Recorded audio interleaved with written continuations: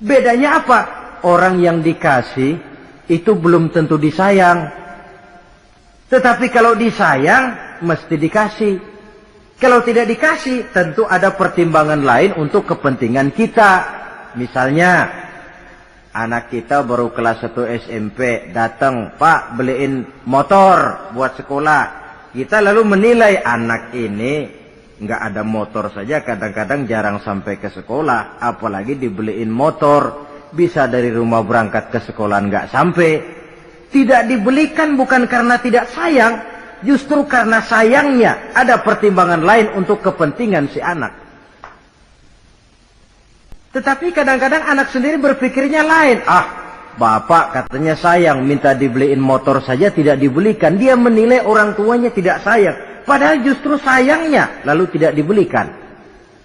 Begitulah satu contoh kecil dari keridhaan Allah ini. Jika Allah sudah memberikan ridhonya kepada kita, segala yang kita mau diberikannya. Kalau tidak juga diberikan, tentu ada manfaatnya untuk kemaslahatan kita. Allah Maha tahu. Misalnya orang mengeluh, saya akan sembahyang rajin, ngapa rezeki seret bener sih? Apa saya berhenti lagi sholat? Allah lebih tahu maslahatnya. Barangkali potongan kayak kita ini kalau diberikan rezeki banyak sedikit, lalu berhenti ke masjid. Rezeki lu segini aja dah, lu jadi rajin ke masjid. Ada manfaatnya buat kepentingan kita. Mencari karunia yang Allah ridho. Dalam alam yang terbentang luas ini, karunia Allah terhampar luas. Tinggal kita mencari. Dan untuk mencari itu diperlukan keahlian. Keahlian hanya timbul karena pendidikan. Makin ke depan persaingan hidup makin tajam tanpa membekali diri. Terutama generasi kita yang akan datang, anak-anak kita. Boleh jadi mereka akan tersudut ke pojok-pojok kehidupan. Untuk kemudian lebih banyak jadi penonton daripada sekedar pemain. Dan kerugian akan kembali kepada kita. Karena itu cari karunia Allah sebanyak-banyaknya, tapi dengan garis bawah yang Allah ridho. Sekali lagi, carilah karunia Allah sebanyak-banyaknya dalam kehidupan ini, tetapi dengan menggarisbawahi yang Allah ridho. Inilah identitas yang keempat. Yang kelima sekarang, identitas yang terakhir, simahum fi wujuhihim min atharis sujud. Di muka mereka ada tanda bekas sujud. Ini pengikut Rasulullah sallallahu alaihi wasallam. Bekas sujud, iya. Apa bekas sujud itu? Apa jidatnya hitam kebanyakan sujud? Mungkin. Karena rajin sujud lalu berbekas.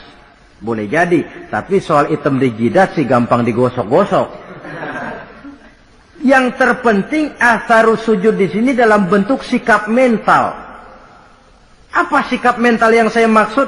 Orang yang rajin sujud itu lalu membekas dalam kehidupannya pengaruh sujud. Apa pengaruh sujud? Karena rajin sujud timbul ikhlasnya. Kalau sudah berbuat, yang penting itu Allah. Orang lain mau tahu atau tidak, orang lain mau puji atau tidak, yang penting Allah. Sebab kalau sudah dia usolli fardal maghribi Allahu Akbar, dia tinggalkan dunia dan seluruh isinya. Naik dia menghadap Allah. Selamat tinggal sebentar dunia, nanti saya balik lagi. Yang ada cuma dia dan Allah dalam dialog langsung. Timbul keikhlasan, terjemahannya dalam kehidupan. Berbuat tanpa pamrih. Tidak suka menepuk jasa dan menghitung jasa.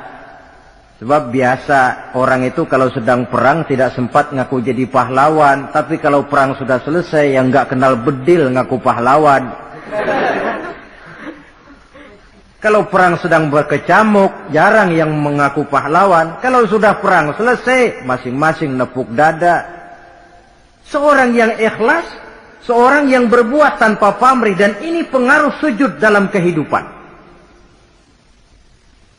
Lalu apalagi timbul jujurnya. Kenapa? Kalau dia sholat zuhur 4 rakaat, lalu umpama selesai 3 rakaat dia salam, orang lain tentu tidak tahu dia korupsi 1 rakaat. Tapi kenapa tidak dia lakukan? Ada Allah sih yang tahu. Timbul kejujuran, disiplin murni yang berakar dari hatinya sendiri. Lalu apa lagi? Kesabaran. Dilatih lewat sholat. Kalau belum selesai 4 rakaat, jangan berhenti sholat isya umpamanya.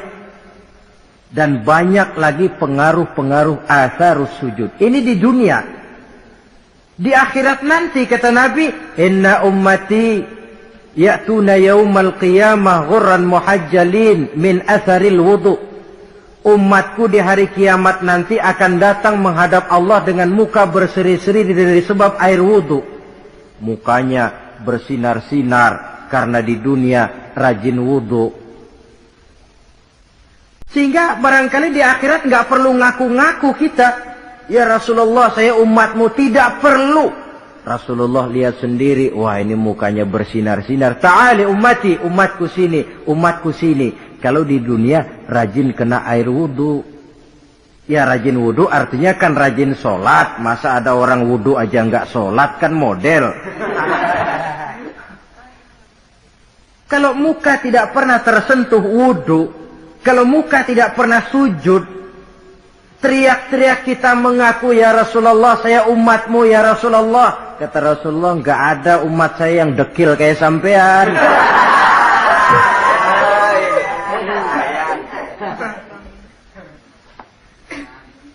Itulah sebabnya pada kesempatan ini saya mengajak, mari membiasakan diri berwudu. Tidak cuma untuk sholat. Saudara mau berangkat ke kantor, wudu dulu, bagus. Saudara mau pergi berdagang, wudu dulu, cakep.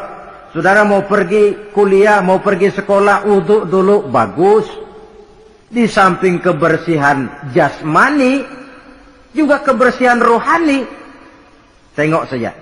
Kalau kita membasuh tangan pada saat wudu mulai, Allahumma inni as'alukal yumna wal barakah, wa a'udzubika minasyu'mi wal halakah. Itu kan yang kita baca? Ya Allah, saya mohon keberkahan di 2 tangan ini.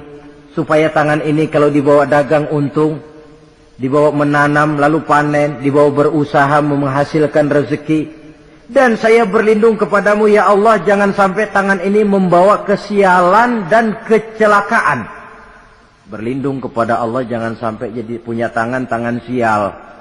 Dipakai dagang rugi, dipakai nanam pohonan mati, dipakai mukul orang. Tangan sial. Dari itu saja sudah memberikan sugesti untuk rohani kita. Kebersihan jasmani, kebersihan rohani terpelihara karena wudu. Jadi atharus sujud, pengaruh sujud membekas di dalam kehidupan. Sehingga oleh Syekh Muhammad Abduh dijelaskan, walikulli ibadatin minal ibadati sahihah asarun fi taqwimi akhlaqil qaimi biha wa tahzibi nafsihi.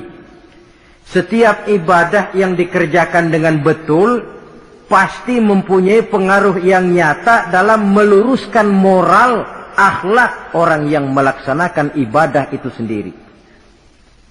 Jadi sujud kita betul apa tidak? Lihat saja pengaruhnya dalam kehidupan kita. Sholat kita sudah betul apa tidak? Lihat saja pengaruhnya dalam kehidupan kita. Kalau sujud, ya sujud. Tapi judi jalan juga. Nah, sujudnya belum betul. Waktunya sholat, ya sholat. Waktunya mabuk, mabuk. Sholatnya belum betul. Waktunya ruku, ya ruku. Giliran nyolong, nyolong. Ya belum betul. Sebab sholat yang dikerjakan dengan betul, sujud yang dikerjakan yang punya pengaruh nyata dalam kehidupan, kelihatan bekasnya dari tingkah laku dan gerak kita di dalam menelusuri kegiatan hidup ini. Maaf, dengan sedikit pahit barangkali kita memang harus berkata, masih banyak di antara kita umat Islam ini yang melaksanakan ibadah hanya dengan prinsip asal sekedar gugur kewajiban. Perkara ada pengaruhnya atau tidak dalam diri kita, kita malas untuk mengadakan evaluasi. Akibatnya ibadah yang kita kerjakan tidak mempunyai pengaruh dalam membentuk kepribadian kita. Orang yang mengucapkan syahadat ada pengaruh dalam jiwanya. Orang yang mendirikan sholat ada pengaruh dalam membentuk kepribadiannya. Orang yang melaksanakan puasa ada pengaruh dalam perkembangan jiwanya. Orang yang mengeluarkan zakat ada pengaruhnya dalam mengelola hartanya. Orang yang melaksanakan ibadah haji ada perubahan dalam kegiatan hidupnya. Dari yang negatif kepada yang positif tentunya. Simahum fi wujuhihim min athari sujud. Di muka mereka, di muka pengikut Rasulullah ini ada tanda pengaruh bekas sujud. Karena rajinnya dia melaksanakan sujud di dalam kehidupan ini. Nampak pengaruh yang nyata di dalam kehidupannya, dalam gerak dan tingkah lakunya. Nah, saudara-saudara, inilah yang kita bicarakan pada pertemuan ini. Mudah-mudahan walaupun singkat ada manfaatnya. Terima kasih dan mohon maaf. Wassalamualaikum warahmatullahi wabarakatuh.